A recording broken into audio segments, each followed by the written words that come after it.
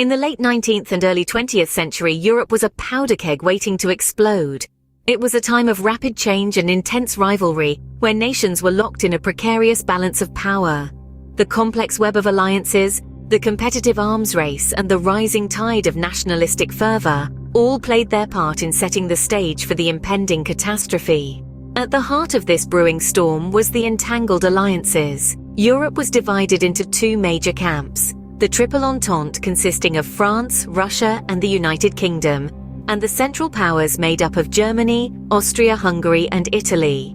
These alliances, meant to maintain peace, ironically became a ticking time bomb. Any conflict involving one nation could easily drag the others into the fray, escalating a local conflict into a full-blown war.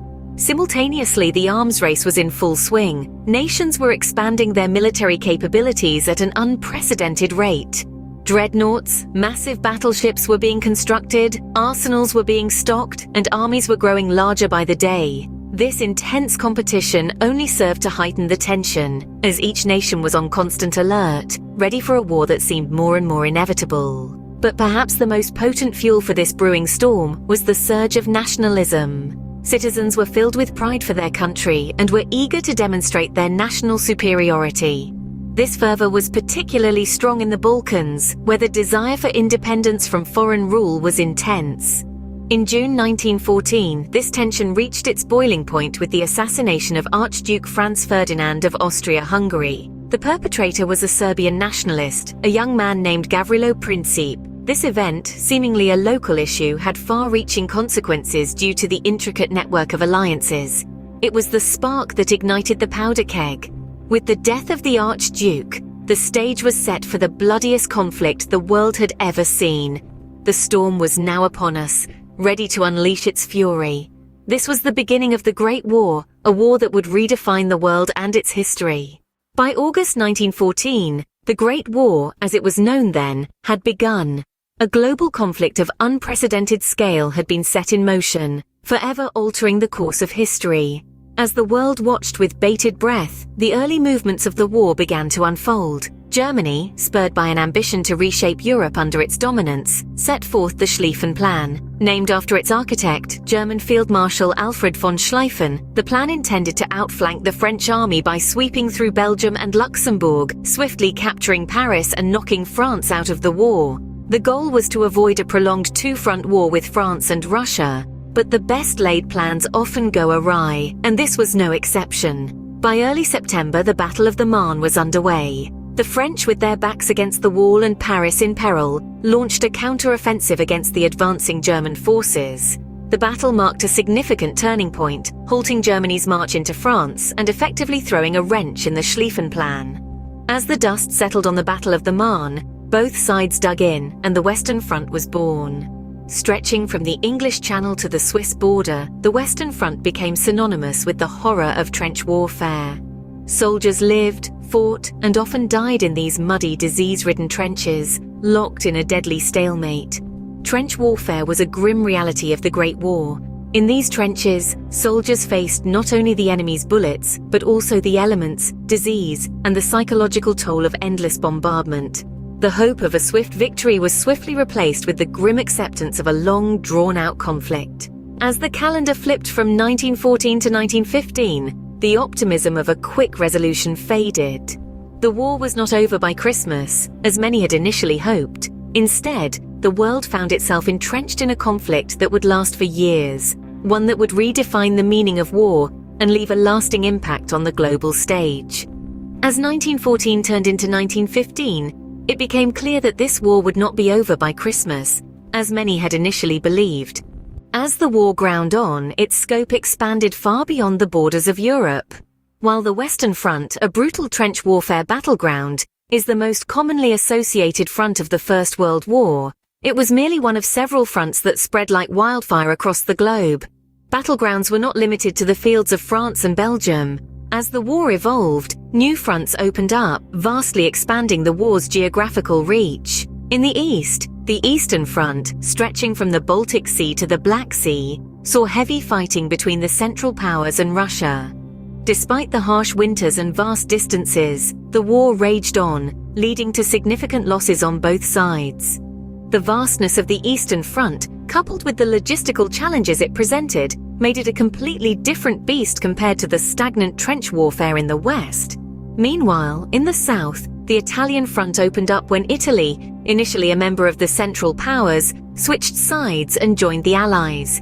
The Alps became a battleground, and the fighting there was characterized by mountain warfare, a brutal and unforgiving form of combat.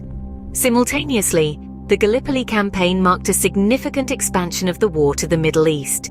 This campaign saw the Allies attempt to seize control of the Dardanelles Strait, a strategic waterway connecting the Mediterranean to the Black Sea.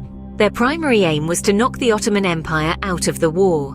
The entry of new combatants like the Ottoman Empire, Italy, and eventually the United States further widened the scope of the war. These new entries shifted the dynamics of the conflict, adding new complexities and challenges to an already intricate war.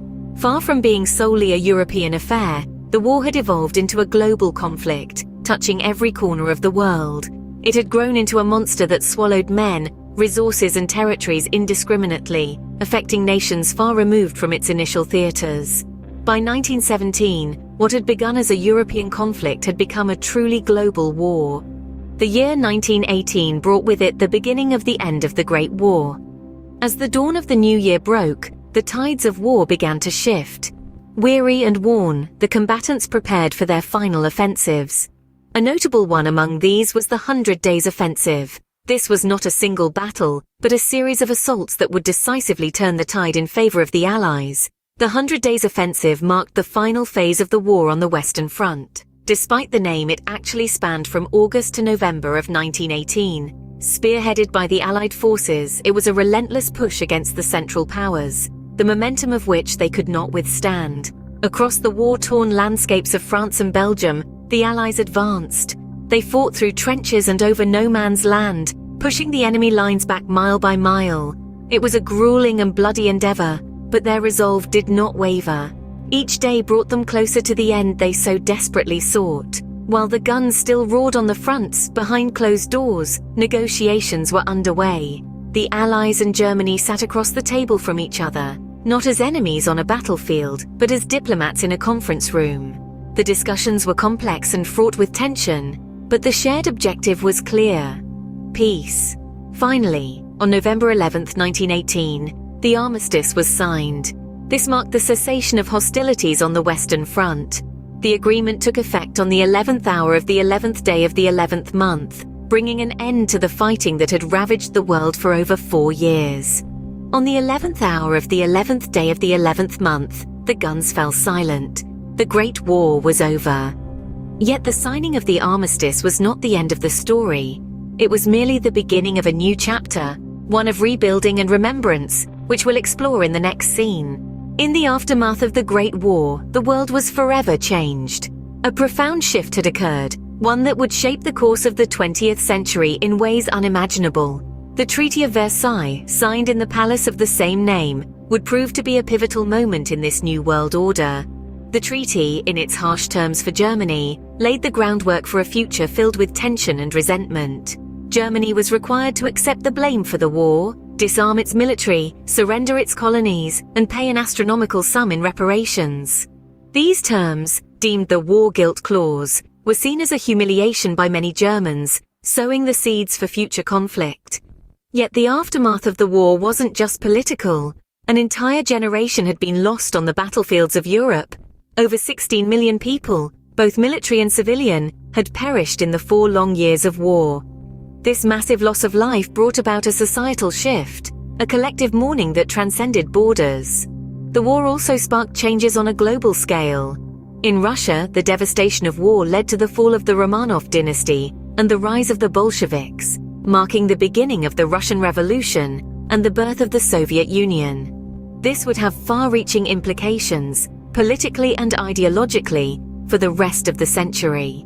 In contrast, in the United States, the end of the war ushered in an era of economic prosperity and cultural dynamism known as the Roaring Twenties.